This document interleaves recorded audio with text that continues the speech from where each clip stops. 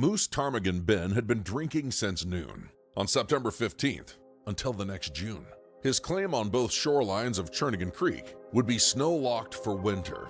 With his pay streak, he would seek succor in his ice prison maroon, with honeypot brandy in the bonfire saloon.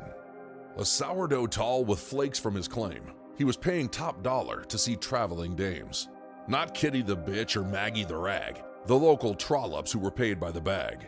In beds or on tables or upstairs or on floors, well known in the bonfire as resident whores. Ptarmigan Ben wanted a wife who'd share his good fortune for the rest of his life. He was doing quite well on Ptarmigan Creek, living nose to nose and turning his cheek to those whose gold pans were churning up gray, gravel and stones, and roots in decay. Moose had failed in all he had done since the day of his day of birth in the Florida sun. His orange trees had died on the vine, and boll weevils on his cotton dined. He had punched cattle, and they had punched back, leaving him with a most painful back. He took a turn with a badge and a gun and made just about enough to run north, where the lure of greater wealth offered him another chance to transform. In this there was reward, for he had no problem working hard. When asked by the others why he joined the rush, Moose pulled his hat low and then quickly cussed that he was just like most other men, who had not to wealth a connection. So like a frog on lily pads, he did leap when the water of failure rose on his feet. Like the very few in the north, he could not afford to trust his whole worth, and his claim and his beans and cabin lot to the mercy of the neighboring sots, who spent their winter frozen in and survived on baked beans and rot gut gin. So he locked himself onto his claim from freeze-up till the springtime came, and with a loaded shotgun chaperoned his 60 feet of frozen loam.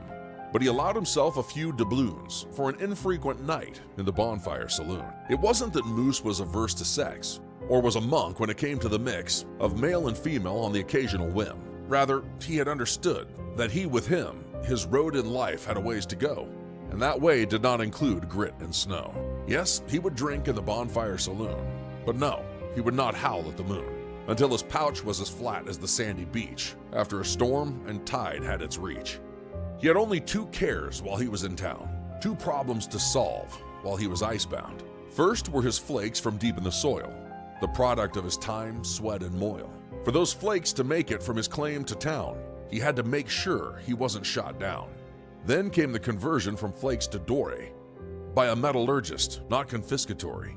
The finding of gold is child's play to most. If it's there, you'll find it. But if you boast, you're loaded with ingots to the wrong folks. You'll end up with buckshot if not plain broke. So you husband your findings, protecting your nut, and most importantly, keep your mouth shut. That was his first step in his passage to wealth, and there still remained one other of stealth. Pancakes of gold that Nome cannot buy, farmland in Kansas and clothes in July.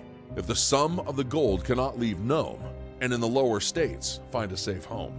The ongoing labors of Marshal Jew Bob was keeping gold safe from those who would rob, be it in town where no gaming was fair, common with marked cards and false millionaires, or on the mud road into Nome under the stare of road agents with shotguns or a winter bear. Next came the step of converting doré into documentation which would find its way to banking branches in cities and towns, far to the south that were never icebound.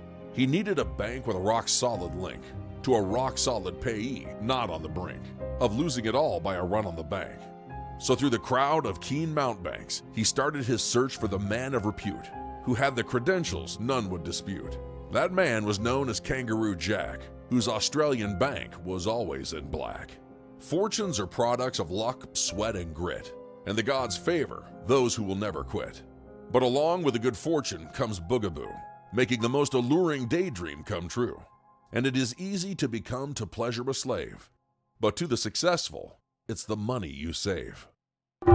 Marshal Jew Bob is from Steve Levi's book, Bonfire Saloon. Bonfire Saloon is available at Author Masterminds, on Amazon, Barnes & Noble, and everywhere good books are sold. Bonfire Saloon is a Readers and Writers Book Club selection.